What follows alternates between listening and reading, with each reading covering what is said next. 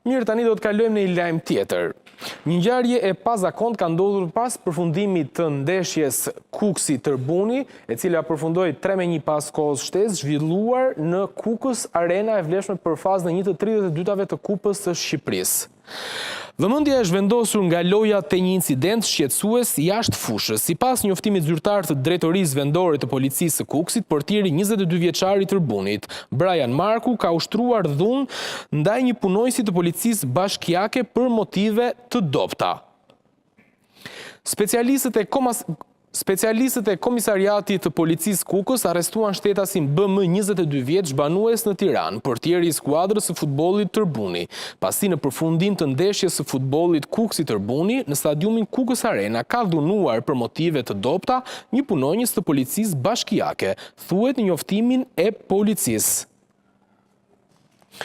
Mirë, një lajm i pazakont cilin nuk e kemi dëgjuar më parë, sigurisht ka pasur incidente dhe dhunë në futbollin, veçanërisht në kategoritë inferiore, por jo sa i përket dhunimit të forcave të policisë. Me këtë informacion kemi mbritur në fund të kupit sportiv për sot. Duke ju falenderuar për vëmendjen, bashkë, mirupafshim.